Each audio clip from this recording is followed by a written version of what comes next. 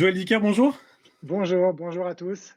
Désolé à ceux qui nous suivent, hein, on a eu quelques petits problèmes techniques au démarrage. On va commencer par remercier tout le monde parce que je crois qu'il y a beaucoup de monde ce soir qui s'est connecté pour faire honneur à votre présence, Joël Dicker. Merci. Je vous remercie vraiment aussi de répondre parce que c'est vrai qu'on vous reçoit dans des conditions un petit peu particulières. On a inventé en quelque sorte ce concept de libre en live pour maintenir le lien. Euh, Présent tout en étant distant, comme ils disent à la radio. Hein, on aurait dû vous recevoir à Lyon avec beaucoup plus de monde dans un lieu approprié. Mais là, on le fait comme ça et on va essayer de s'en sortir et de passer un bon moment, comme si Écoutez, c'est très bien. vous étiez avec nous. Pour ceux qui ne... Alors, déjà, j'oublie toujours la même chose. Ceux qui nous suivent peuvent poser des questions. Ces questions, on les posera à 18h30, une fois qu'on aura un petit peu échangé tous les deux. Et donc, vous pouvez les poser dès maintenant. Hein, on relèvera certaines questions. Alors, j'ai oublié de dire aussi que bah, c'était les libraires de Citré Furet qui vous recevaient. Et on est très, très, très heureux de vous recevoir. Parce que je pense que c'est un livre quand même, à la manière de Joël Dicker, mais quand même un livre assez exceptionnel. Merci. Euh, alors, pour ceux qui ne vous connaîtraient pas encore, Joël Dicker, vous êtes suisse, vous êtes de Genève, vous êtes né en 85. En 2012, presque au début de votre carrière, vous connaissez un premier succès avec La Vérité sur Harry Kéber, un succès mondial. Hein, je crois qu'il y a une vingtaine de traductions.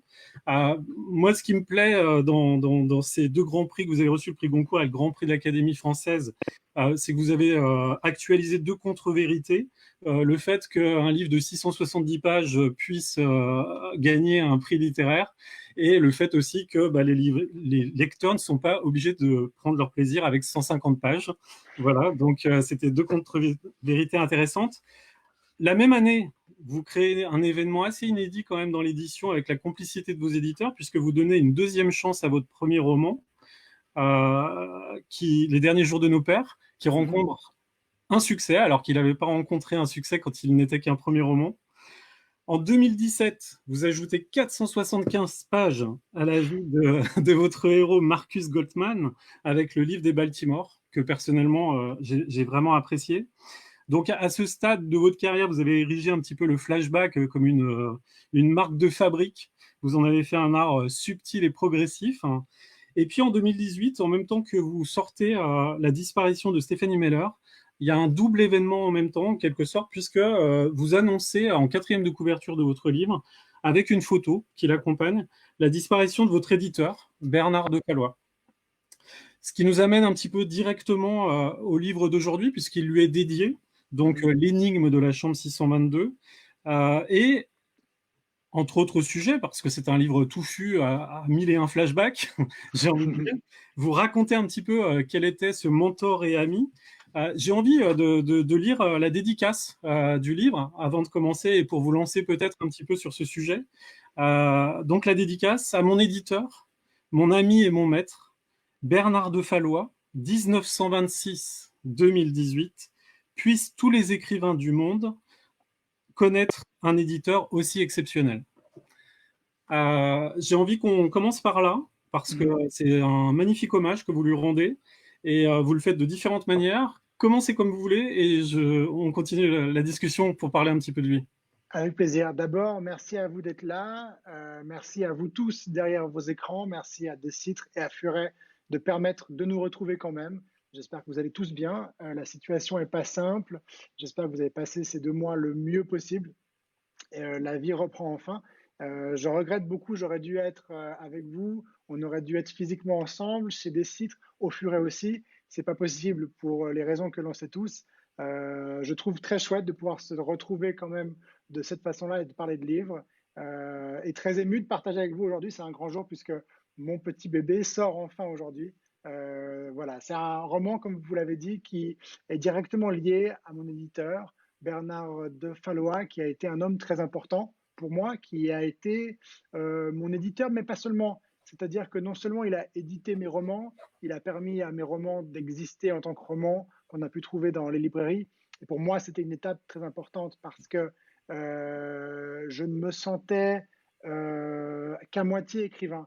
Et c'est marrant, c'est un sentiment qui n'est que le mien, mais la définition de l'écrivain, c'est compliqué parce que écrivain, c'est un métier, c'est quelque chose qui ne répond à aucun critère de formation précis. Si vous voulez être peintre, vous pouvez faire les beaux-arts, vous aurez une formation.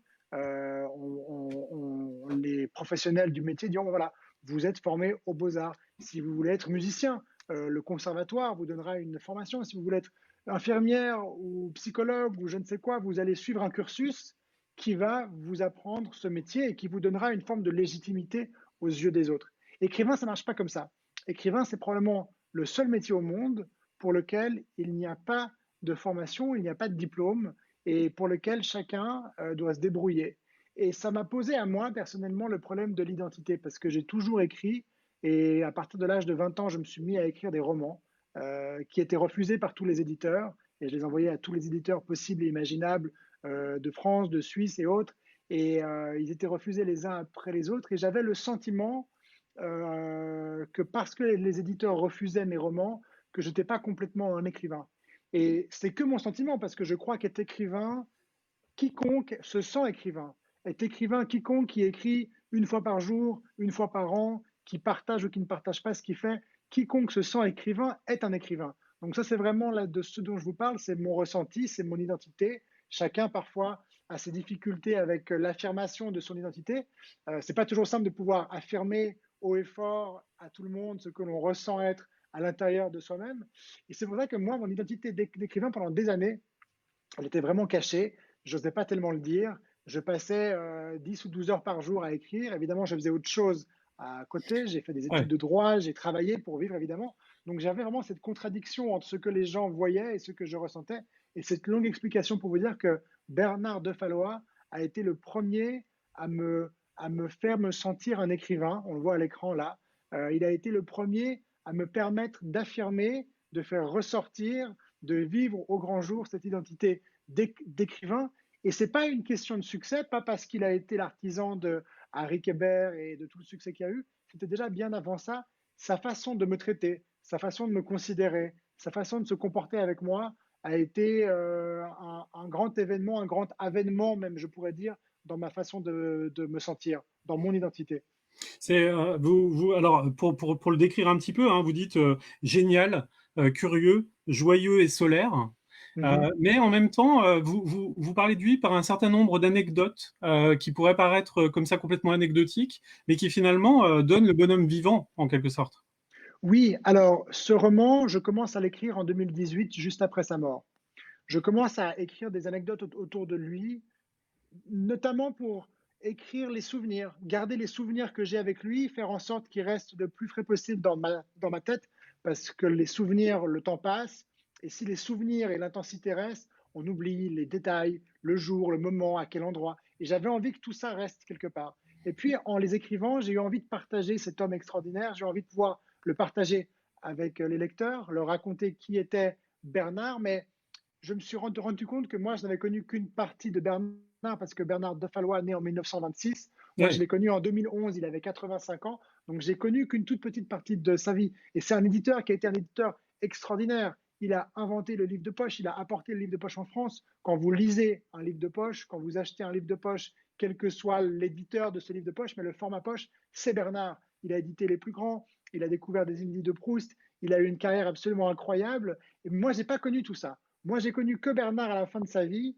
Et du coup, au début, je me suis dit, mais est-ce qu'il faudrait que je parle de ce Bernard si incroyable et de la carrière qu'il a eue? La réponse a été non. Pourquoi? Parce que je voulais parler de ce que j'ai connu. Et j'avais peur que de raconter une biographie un peu sèche et artificielle enlève cette émotion et la tendresse et ce que j'ai pu éprouver, cette amitié très forte. Hein. Et du coup, j'ai décidé de me recentrer sur quelques anecdotes qui rendent vraiment, je crois, hommage et qui rendent vraiment compte de cette amitié, cette tendresse, cette complicité, ce lien qu'on a eu ensemble. Et puis la personnalité volubile, amusante de Bernard, toujours prête à faire un coup, dans le bon sens du mot. Mmh, ouais. Alors, enfin, ils découvriront tous ces coups. Mais ce qui est étonnant avec cet homme quand même d'une autre époque, par exemple, enfin, il s'occupe de vos droits pour l'adaptation cinématographique, et puis un réalisateur, mais très attendu à Hollywood qui l'appelle, on lui dit, enfin, il a passé 45 minutes avec vous, c'est vraiment presque un privilège. Et Bernard de Fallois n'est pas du tout impressionné, puisque en fait, il dit que Bon, si c'était encore Buster Keaton ou Charlie Chaplin, oui, mais bon, là, il n'y avait pas de raison d'être impressionné, quoi. C'est vrai, c'était un homme qui était fascinant. D'abord parce que c'est un des derniers personnages et peut-être vous avez, vous en ligne qui êtes avec nous, avez encore autour de vous des femmes ou des hommes qui ont aujourd'hui entre 85 et 100 ans et qui sont des gens qui ont traversé un siècle, qui ont vécu une épopée absolument folle. Quand on pense à tous les changements, à tout ce qui s'est passé en Europe et pour nous ici autour de nous entre les années 20 1920 et les années 2020, c'est complètement fou. Et Bernard était un de ces derniers géants de l'édition et qui avait connu toutes les époques, connu tous les acteurs, qui avait connu tellement de choses et tellement de gens qu'il avait ce rapport au fond très différent de ce que moi j'avais de mes jeunes yeux. Par exemple, quand Leonardo DiCaprio reçoit son Oscar pour Le Revenant, Bernard, qui était un cinéphile très averti, on en parle, on est ensemble à Paris, on déjeune ensemble, il avait vu tous les films, il allait au cinéma chaque semaine, plusieurs fois par semaine, il a vu tous les films, et il me dit, DiCaprio, pour Le Revenant, alors, cet Oscar, non, vraiment, bon, il l'a eu comme ça. Et là, il me raconte son rapport à DiCaprio à lui, il me dit, je l'ai rencontré. Je l'ai rencontré au Cirque d'Hiver, quand il tournait, il jouait le rôle de Baudelaire, et à ce moment-là, c'était probablement 20 ans avant, DiCaprio devait avoir 17 ou 18 ans, et Bernard de Fallois, donc lui, il avait connu DiCaprio avant tout le monde, il avait des souvenirs, il avait des liens avec des personnages incroyables. Et là, c'est une anecdote juste comme ça, mais pour vous dire que chaque anecdote, chaque événement qui se passait un peu et dont on parlait, lui avait souvent une résonance 15, 20, 30, 40 ans avant. Et il y avait toujours des histoires comme ça. Je lui disais, par exemple, je lui dis un jour, mon dernier roman, je lui dis, Bernard, je vais vous lire mon roman. Au lieu de vous le faire lire, au lieu que vous le lisiez vous, je vais vous le lire. Comme ça, peut-être que vous le percevrez d'une façon différente. Et il me dit, ah, surtout pas. Marguerite Yourcenar me lisait ses romans, c'était d'un ennui épouvantable. Et donc, ce sont des moments de vie complètement fous. Et Ouais. pour moi, à chaque fois, je me disais, mais c'est incroyable parce que cet homme-là a traversé vraiment plusieurs époques. Ouais, ouais, ouais. Mais ce qui est génial en plus pour vous qui finalement connaissez un succès immense tout de suite, enfin, il a une vision du succès qui vous calme un petit peu quand même. Enfin, il a une manière de vous recevoir quand vous venez. Euh, Oui, alors lui, alors il avait déjà une vision du succès en lui-même qui est très intéressante. Parce que quand il lit La vérité sur l'affaire Harry Hébert, le manuscrit, je suis un auteur absolument inconnu, on a publié ensemble mon premier roman, les derniers jours de nos pères, qui s'est vendu à 400 exemplaires, dont ma grand-mère et mes parents ont dû en acheter 395. Donc il n'y a pas de succès du tout. Et il lit le manuscrit de Kébert et il me dit, ça va être un succès immense. Et je lui dis, mais Bernard, comment est-ce que vous voulez que un même livre, du même auteur, 6 mois après, dans la même maison, du premier roman qui ne s'est pas vendu, comment vous voulez que ce livre-là se vende? Et il me dit, le succès, Joël, c'est pas le nombre de livres qu'on vend. Le succès, c'est le plaisir qu'on a à mener un projet de bout en bout, pardon, et je vous promets que ce livre-là, on va s'amuser énormément. Et il a eu raison, on s'est amusé énormément, et c'est une définition du succès que j'ai gardée quand je travaille. Pour moi aujourd'hui, pour justement pas trop me poser la question de la pression, de ce qu'on attend de moi, de ce que les lecteurs ou les critiques ou autres, je me dis quand je commence un roman, je me dis voilà, un roman, c'est quelque chose qui se passe en 2 étapes.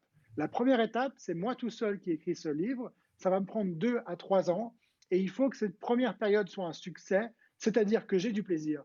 Que pendant 3 ans, je me sois levé le matin en me disant je me marre, je m'amuse, c'est formidable. Pas forcément le texte, mais cette expérience est géniale. Ce sont 3 ans qui valent la peine, qui sont 3 ans qui m'enrichissent de ce plaisir-là.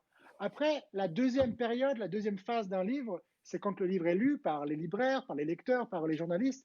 Et ça, ce succès-là, il n'est pas entre mes mains. C'est une étape que je ne maîtrise pas, mais qui, si par hasard elle se passe mal, si par hasard le livre ne marche pas bien, les lecteurs ne l'aiment pas, les libraires ne l'aiment pas, les journalistes ne l'aiment pas ou l'aiment moins que les précédents, je peux toujours me dire, ben, c'est pas grave parce que l'expérience du livre, de l'écriture, ces 3 ans pour moi, c'était du plaisir et ça, c'est à moi. Donc Bernard avait cette approche sur le succès, une approche de plaisir pour soi, d'en faire quelque chose qui compte pour soi-même, c'est important. Et puis, il m'a rapidement, quand le succès commercial et critique était là, il m'a dit attention, c'est que le début, c'est encore rien, il faut être prudent. Voilà, Ah, il fallait être content quand même de ce qui s'était passé, mais il disait pas c'est super, c'est extraordinaire, bravo. Il disait c'est pas mal. et puis il vous phagocyte pas, c'est un contrat à chaque livre, quoi. Et c'est particulier parce qu'on a un Ouais. contrat par livre. Donc, un livre à la fois. Et il me dit, donc je n'ai jamais eu avec lui un contrat pour les deux, trois, même le prochain roman. Il me disait, écrivez votre livre, s'il est bon, je le publierai, s'il est mauvais, je ne le publierai pas. Et ça, c'est génial parce que c'est le meilleur moyen d'être sans pression, d'être voilà, d'être dans ce rapport par rapport à l'écriture, de sortir de cette bulle qui est parfois le succès, où on se dit mais qu'est-ce qu'on attend de moi, qu'est-ce que je dois faire. C'est compliqué, vous savez, quand vous avez un livre qui a marché, parce que si vous faites exactement le même livre après ça, les gens vous disent bah c'est pas mal, mais c'est vraiment comme celui avant. Et puis si vous faites un livre complètement différent, les gens vont dire ouais, c'est pas mal, mais le précédent était tellement bien. Pourquoi tu n'as pas fait quelque chose comme le précédent? Donc vous avez toujours tort, si vous voulez. Et la seule façon de ne pas avoir tort, c'est de ne pas voir le succès comme quelque chose qui vous bride, de rentrer dans cette dimension de plaisir et de vous dire qu'est-ce que j'ai envie de faire moi, pour moi, quelle expérience d'écrivain j'ai envie de vivre, avec cet avantage que j'ai d'être encore voilà, un jeune auteur. C'est seulement mes cinq, je n'ai que 5 romans, c'est pas beaucoup dans une œuvre. Et donc je me dis que j'ai encore une marge de manœuvre, j'ai encore à apprendre, j'ai encore à faire. Et ça, c'est stimulant de se dire qu'il y a beaucoup plus à faire que ce qui a été fait. Une belle aventure, une belle amitié. Bon, moi j'aurais voulu aussi que vous nous disiez un petit peu de sa Madeleine de Proust, hein, son habitude matinale, mais on va peut-être pas parler de Bernard de Fallois pendant tout le temps de parole, on va aussi parler de votre dernier livre. Et on en reparlera en tout cas à la fin, parce qu'on prépare, enfin vous allez voir, on va en parler à la fin. Mais en même temps, parler de lui quelque part et parler de sa présence dans ce roman, c'est peut-être aussi parler d'un sujet important. Il y en a plein de sujets, hein, mais en tout cas, il y a un sujet qui est abordé à la fois dans sa forme profonde, psychologique, et en même temps dans sa forme notariale. C'est la transmission. La transmission, alors de plein de manières, hein, de plein de. Si vous voulez, on commence à parler un petit peu de ça pour Avec parler de joie, l'énigme de la volontiers. chambre. Si. La transmission, c'est vrai, c'est un élément très important de ce livre à plusieurs niveaux parce que ce livre, c'est un récit. En partie le récit, donc l'histoire vraie, où je raconte quelques épisodes, comme on va dire, de nos aventures littéraires assez folles à Bernard et moi. Et puis c'est un roman, une fiction, dans lequel il y a toute une histoire autour d'une banque, d'un héritage, d'un meurtre, des loyautés, des fidélités, d'un président de banque qui a un fils biologique, son fils, son vrai fils, dont il n'est pas convaincu qu'il a les épaules pour gérer cette banque. Il a un fils spirituel dont il considère qu'il est peut-être le fils qu'il aurait voulu avoir, mais qui n'est pas le fils qu'il a eu. Il y a ce fils spirituel qui lui-même a un père et qui, ce père, avait espéré pour lui un destin différent. Et on est dans toutes ces questions de loyauté, dans la transmission. Avec la transmission, qu'est-ce qui reste de ceux qui nous ont fabriqués, qui nous ont fait, alors qui nous ont donné la vie, nos parents, les familles, à nos pères spirituels, à nos mentors, aux gens qui nous ont donné un bagage pour nous construire. Et qu'est-ce qu'on en fait ensuite? Comment est-ce que on le retransmet?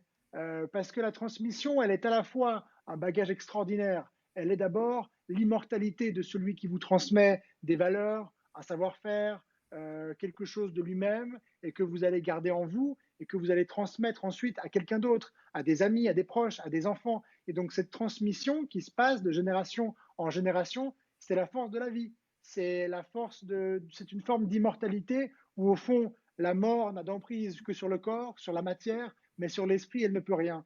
Et ça, c'est un élément qui, pour moi, est très important, de se dire qu'est-ce qui continue au-delà. Mais ce Ouais. livre, il explore aussi l'autre versant de la transmission quand ça devient un boulet, quand ça devient quelque chose qu'on traîne, quand notre famille attend de nous, exige de nous qu'on se comporte d'une façon plutôt que d'une autre, parce que c'est comme ça, parce que les attentes. Et quand on se retrouve au fond soi, par la transmission, par le poids qu'on peut ressentir ou qu'on nous fait ressentir, on se sent obligé de. Et se pose à ce moment-là la question dans la transmission, où la transmission ne devient non plus seulement un acte de vie et de création, de détermination, où vous et moi allons choisir notre chemin, notre destin comme on l'entend, mais va devenir quelque chose qui nous bloque, qui nous cadre, rigide, et qui nous empêche justement de vivre le chemin qu'on aimerait vivre parce que des gens ont des attentes. Donc la transmission, c'est compliqué. On le sait parce qu'on a des parents, ceux qui ont des enfants le savent aussi, et il y a tout ce rapport, voilà, j'essaye très modestement de raconter ces difficultés et ce rapport au travers de ce roman. Alors, en plus, c'est un roman, enfin, près de chez vous, en quelque sorte, puisque fini les Hamptons, fini la Floride, fini Marcus Goldman. Il y a un Joël au début, puis après l'écrivain qu'on connaît déjà dans vos autres romans. Et cette fois, on est à Genève, chez vous. Euh, On est chez moi, absolument. J'ai envie de vous dire, j'ai enfin réussi, et là c'est le jeune auteur qui vous parle, très, très heureux d'avoir réussi ce pari qui m'a pris énormément de temps, de raconter un livre qui se passe à Genève, dans ma ville, la ville dans laquelle je suis né, la ville dans laquelle je vis toujours. Et c'était difficile parce que pour moi, les États-Unis, qui sont un pays, surtout la région de la côte Est où j'ai on- situé mes romans, c'est une région que je connais extrêmement bien, dans laquelle je vais depuis plus de 25 ans, où j'ai mes repères, j'ai mes habitudes, je connais vraiment bien les lieux. Et ça m'a permis, avec ces romans-là, d'écrire, en étant à Genève, une action qui se passe à 6 000 km de moi, et donc d'avoir cette distance. Et cette distance, elle était importante pour faire ce que je revendique, c'est de la fiction. Et donc, c'est me libérer complètement de la réalité, me libérer des faits et inventer tout ce que je veux, un imaginaire. La difficulté à Genève, de placer le roman à Genève, c'est que, étant à Genève 11 mois par an, j'ai été très vite rattrapé par la réalité. Et de me dire, mais en fait, je ne peux pas inventer parce que j'ai envie d'inventer une rue, un parc, un lieu, mais je sais qu'il n'existe pas parce que je le vois tous les jours, je l'affronte tous les jours. Et j'ai eu ce combat entre réalité et fiction que j'ai réglé tout simplement en me disant, mais en fait, ce que je dois faire, c'est pas raconter Genève dans les faits, c'est pas dire l'architecture est comme ça, le lac est comme ça, et il y a un pont ici et des rues qui sont comme ça, c'est raconter qu'est-ce que je ressens. Qu'est-ce que je ressens quand je vois ce lac? Qu'est-ce que je ressens quand je vois les immeubles? Qu'est-ce que je ressens quand je me promène dans ces rues ou quand j'emprunte ce pont? Et ça a été pour moi cette bascule qui m'a permis de raconter dans ce roman vraiment une Genève qui pour moi est une Genève pleine de tendresse, et d'amour et de tout ce que je ressens on- pour cette ville. on va en parler un petit peu parce que c'est presque un personnage à part entière. Moi j'avoue qu'un petit peu comme un Français moyen qui a un petit peu des préjugés sur ses voisins, j'étais un petit peu désorienté parce que je pensais qu'au moins à Genève, l'argent faisait le bonheur. Non, l'argent ne fait le bonheur nulle part, ni à Genève, ni en France, ni nulle part. On l'a bien vu d'ailleurs, Ma pardon, je question fais n'est une pas tout à fait parenthèse, innocente non plus, hein. mais on l'a bien vu parce qu'on a passé 2 mois confinés où au fond, même ceux qui avaient de l'argent ne pouvaient pas le dépenser puisque tout était fermé, ils étaient coincés chez eux, pas de voyage, pas de dépenses. Et ce ne sont pas forcément ces gens-là qui ont été le plus heureux. Au contraire, peut-être que ces gens-là ont pris la notion et la valeur de la vie. Mais dans ce roman, c'est vrai qu'il y a un élément très important, c'est qu'on a l'impression, chacun a une partie en tout cas de ces personnages, ont l'impression qu'ils vont trouver le bonheur dans la réussite sociale, la Le réussite régime dans le social. métier, dans l'argent. Il y a un personnage qui s'appelle Lev, qui est un personnage qui est serveur. Son père est un acteur qui n'a pas de succès. Ils vivent très modestement et élève a l'impression que pour se sortir de ce statut-là, pour s'élever socialement, comme si il se sentait en bas, il se sentait moindre par rapport aux autres, il avait besoin de réussir dans son métier, de gagner de l'argent, de devenir un banquier, et il va entrer dans une banque, il va devenir un des directeurs de la banque, il va devenir très haut placé, il va gagner énormément d'argent, il va vivre à l'année dans une immense suite, dans un palace à Genève, mais voilà, c'est pas ça qui le rend heureux. Parce que lui, tout ce à quoi il aspire, c'est l'amour d'une femme, j'en dis pas trop, c'est l'amour d'une femme, qu'il a l'impression que toutes ces simagrées, tous ces costumes de grand banquier, tout cet argent, tout ce tralala, toute cette poudre aux yeux vont le faire aimer, vont le faire être admiré, et pourtant ça ne fonctionne pas. Votre livre est un grand roman sur l'amour, hein. Tous veulent être aimés et tous empruntent quelque part une mauvaise voie à un moment ou à un autre, ou en tout cas ratent peut-être l'amour de leur vie. Pour rester un petit peu sur Genève, moi ce qui m'a fasciné, c'est que je pense que c'est la ville qui crée ça un petit peu dans votre roman.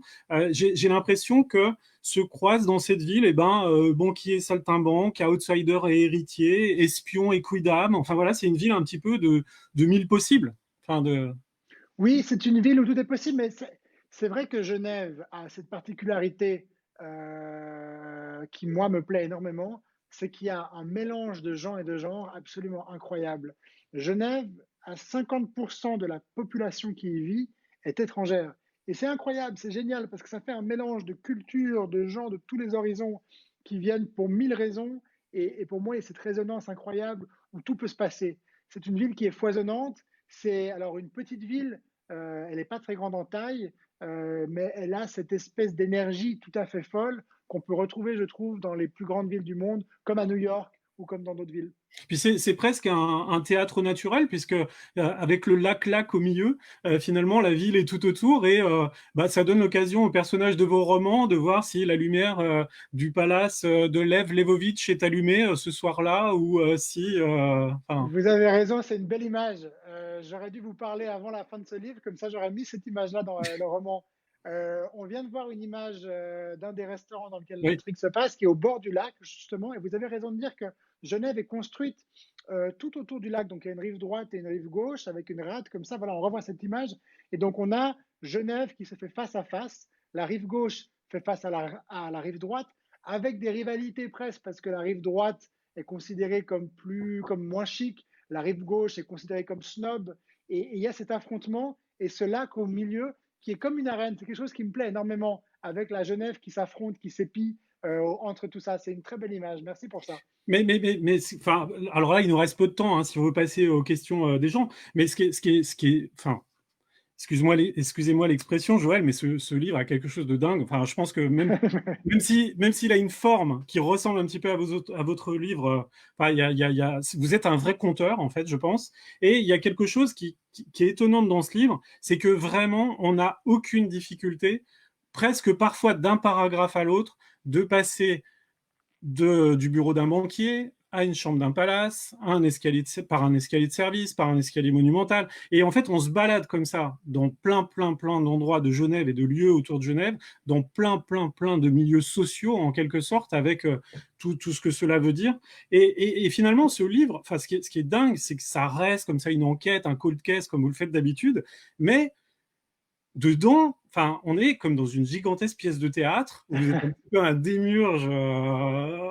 Euh, on a des orgons, on a une espèce de Faust helvétique, enfin, vous faites feu de tout bois et on est avec des personnages incroyables. On est presque dans une comédie dell'arte. Enfin, il y a de la tragédie, il y a du burlesque, il y a de la farce. Enfin, il y a enfin, d'un côté, les personnages sont un peu le crétin des Alpes de quelqu'un d'autre, et puis en même temps, ils sont peut-être le grand manipulateur du truc, quoi. Enfin, C'est vrai, merci pour ces mots. Mais c'est le foisonnement de la vie. Je crois qu'il n'y a pas de limite. Je suis moi un lecteur qui fait feu de tout bois, comme vous dites. J'ai pas de genre, j'ai pas de particularité. On aime un livre, on l'aime pas, puis on l'ouvre et puis on l'aime, puis on se pose pas de questions. Je suis pas un lecteur qui me pose énormément de questions sur ce que je lis. Je j'aime le plaisir de lire. Chacun lit pour une raison, hein. Là, je parle très personnellement pour moi. Moi, pour lire, c'est m'évader, c'est avoir du plaisir. C'est un moment vraiment de bonheur, de goûter quelque chose, de m'évader, de m'en aller. Et tout ça, j'essaye modestement de le retranscrire quand j'écris, en laissant de la place à mes lecteurs, comme vous le dites, avec des lieux, des personnages. Il y en a beaucoup, mais je ne les décris pas ou très peu, parce que je crois qu'il appartient au lecteur, et c'est la beauté de la littérature, c'est le lecteur qui décide. Le lecteur est créateur. C'est lui qui va créer les personnages comme il veut, qui va imaginer les décors comme il veut. Et ce qui me plaît énormément, c'est qu'en fait, qui a le pouvoir dans un roman? C'est le lecteur. Parce que vous, auteur, vous pouvez passer 10 pages à décrire un personnage physiquement avec tous les détails possibles et imaginables.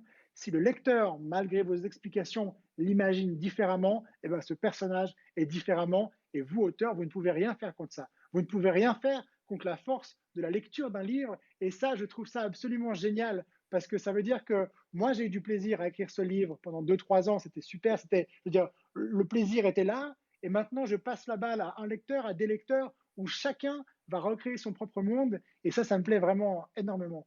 alors, une minute seulement, parce qu'on va passer aux questions des gens, mais dans vos précédents livres, justement, par rapport à vos personnages, parce que c'est vrai que votre écrivain, il rechigne un peu toujours, enfin, il est un peu feignant quelque part, enfin, il, il met du temps à se mettre à l'enquête, enfin, heureusement, là, il y a une espèce de tandem qui le pousse un petit peu à bosser, et il y a une phrase dans un de vos livres qui dit « Écrire un livre, c'est ouvrir une colonie de vacances ». Donc, ça veut dire que c'est pas de tout repos.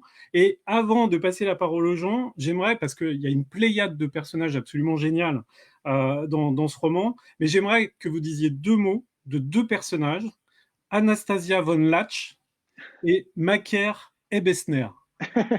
Oui, alors, Macaire et J'aurais pu en Anastasia sont choisir d'autres. mariés. Macaire et Anastasia sont mariés. Macaire est l'héritier d'une très grande banque privée.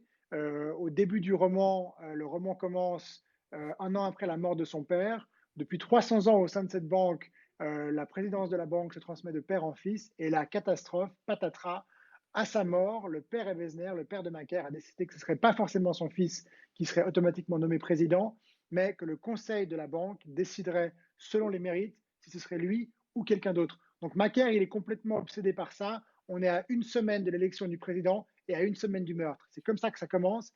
Et il est très pris parce que il aimerait être président et en même temps il s'en fout un peu, donc il ne sait plus très bien ce qu'il se veut. Et il est marié à cette femme, Anastasia, qui elle a vécu sous le joug de sa mère. Sa mère est une aristocrate russe qui a été déchue, dont la famille a été déchue de ses titres et de sa richesse à la Révolution. Et depuis 2 générations, la mère d'Anastasia rumine cette gloire passée et veut pour ses filles, pour que ses filles ne vivent pas les brimades ou la situation qu'elle a eu l'impression de vivre ou ce qu'elle a vécu elle, elle veut que sa fille, que ses 2 filles, dont Anastasia, épousent un mari riche. Et c'est comme ça qu'elle fait en sorte que Anastasia marie Macaire, mais ni l'un ni l'autre ne sont vraiment heureux ensemble. Et là, c'est le début du roman.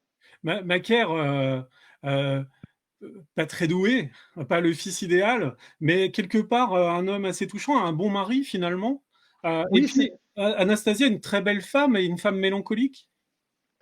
oui, ce sont des gens très dépareillés au fond parce que Macaire, lui, il est victime de son nom, c'est-à-dire qu'il porte tout l'héritage de cette banque et que lui-même étant bien né, on ne voit pas ses mérites parce qu'on se dit de toute façon, lui, il est né comme ça, s'il est au poste qu'il a, on part du principe que s'il est au poste qu'il a, c'est pas pour ses mérites, c'est parce qu'il est, il est le fils de. Donc, il passe au fond pour beaucoup plus transparent que ce qu'il est parce que c'est un homme qui est plein de mérites, plein de qualités, un bon mari, qui aime plein de choses, qui est voilà, mais c'est les préjugés. Il est victime vraiment de tous les préjugés qu'on peut avoir pour quelqu'un qui est un héritier et dont on ne regarde jamais les mérites qu'il peut avoir. Et Anastasia, elle est passée un peu à côté de sa vie parce qu'au fond, elle l'a épousé sans en dire trop. Elle a eu des histoires d'amour chaotiques, cabossées, qui l'ont emmenée à gauche et à droite. Elle en a souffert énormément et elle a été complètement attirée par la douceur de ce Macaire qui est un homme doux, gentil, prévenant, qui ne lui fera jamais de mal. Mais évidemment que les années de mariage passent et que la prévenance et ce mari toujours si gentil et un peu niais, ça commence à lui taper sur les nerfs et elle aimerait bien vivre une histoire avec un peu de passion, une passion ardente et c'est ce qui va se produire. Puis elle a peut-être rencontré le grand amour juste avant de le rencontrer. Parce que je pense que quand même, c'est vraiment un livre sur les amours qui se loupent, sur les destins humains, sur la jalousie, Mm. sur tout un tas de choses. Enfin, vraiment, ça foisonne. Il faudrait 3 heures de discussion. Mais on se donne rendez-vous dans un an. Comme disait Salman Rushdie, il faudrait parler des livres un an après. Comme ça, tout le monde l'aurait lu. On pourrait échanger sur tout le livre. On passe aux questions, Joël Dicker. Alors, Avec plaisir. euh, quelles sont vos lectures du moment? C'est une question de François. Oui, alors François, je viens de lire 2 livres qui m'ont beaucoup plu. Un livre d'un 2 auteurs suisses, Florian Aiglin, Représailles à la Baconnière, qui est un livre assez génial sur un couple suisse qui part en Corse en vacances et puis ils se font poursuivre par des voyous et puis le père tout d'un coup qui est un mec très rangé, très propre, pète un plomb, il les tabasse et c'est un engrenage assez foisonnant et passionnant de violence et une histoire de la violence et de ce que ça veut dire. Et puis Joseph Incardona, La soustraction des possibles, édition Finitude, qui est un roman qui se passe à Genève aussi et qui est un truc foisonnant sur un amour, un couple aussi qui se retrouve pris dans une histoire rocambolesque de blanchiment par ses velléités et ses envies de grandeur. Un grand coup de cœur chez nous. Une question d'Aurélie. Qu'avez-vous pensé de l'adaptation en série d'Harry Kéber? J'ai beaucoup aimé. C'est une question qu'on me pose de temps en temps. C'est difficile pour moi de dire que j'ai pas aimé parce que j'ai suivi avec beaucoup de passion ce processus. Si j'ai choisi ce projet de Jean-Jacques Hano, qui était le centième, hein, on avait refusé, et j'en parle un peu dans le livre justement, on avait Ouais. refusé 99 projets. Et au moment où on pensait qu'on ferait pas de série ou pas de film, Jean-Jacques Hano arrive et j'ai été immédiatement séduit par sa compréhension du texte. Il avait, pour moi, il avait tout compris. Il m'a raconté le livre d'une façon où ce que seul Bernard avant lui avait été capable de faire. Et du coup, j'étais convaincu que la série serait fidèle au livre, et c'est le cas. Et j'ai été très heureux non seulement du résultat final, mais de toute l'aventure que ça a été. Le alors c'est, JM, alors je ne sais pas qui c'est, mais vos romans sont-ils des thrillers, des polars ou des romans de littérature blanche? Moi, je suis pas un fanatique de mettre les romans dans des boîtes. Je conçois qu'il faille des genres, notamment pour les libraires ou pour les lecteurs, pour dire voilà, j'aimerais quelque chose comme ça. Un peu comme au restaurant, quand on commande, on voit quelque chose sur la carte, on ne sait pas ce que c'est. Le serveur nous dit ben, c'est un peu comme du bœuf ou un peu comme de l'agneau. Les gens, pour moi, c'est ça, c'est pour guider un peu le lecteur ou dans son choix. Mais je ne suis pas sûr qu'on puisse enfermer un livre dans un seul genre. Parce que, par exemple, dans mon roman, oui, il y a un meurtre, ça commence par un meurtre, et il y a une enquête dont on connaît le dénouement à la fin.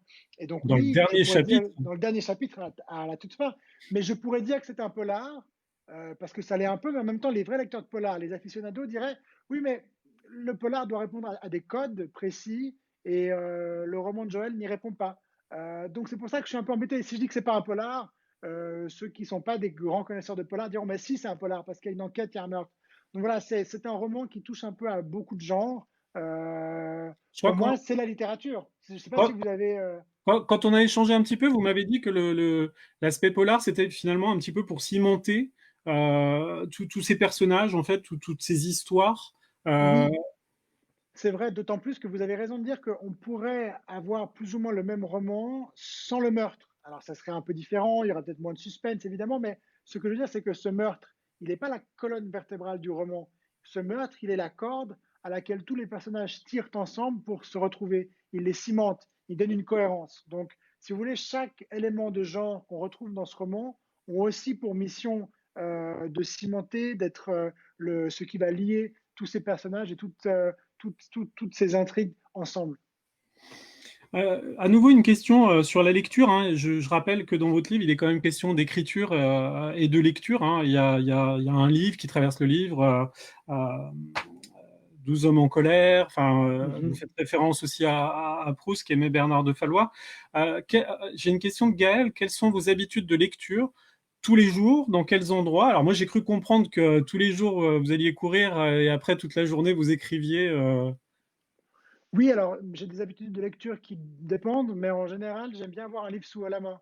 Je crois vraiment que la lecture, alors il y a des grands lecteurs et qui nous regardent là aussi peut-être, qui sont des gens qui, le soir, à la place de regarder un film, prennent volontiers 2, 3 heures, s'installent dans une chaise et lisent. Et ça, c'est formidable. Mais il y a aussi des gens qui sont des lecteurs qui ont moins de temps peut-être, ou qui sont des gens qui ne sont pas encore des lecteurs, mais qui ne le savent pas encore, parce que tout le monde aime lire, mais tout le monde ne le sait pas encore. Et ça, à ces gens-là, et c'est ce que moi je fais, je leur dis, ayez un livre avec vous, ayez un livre dans la poche, dans votre sac.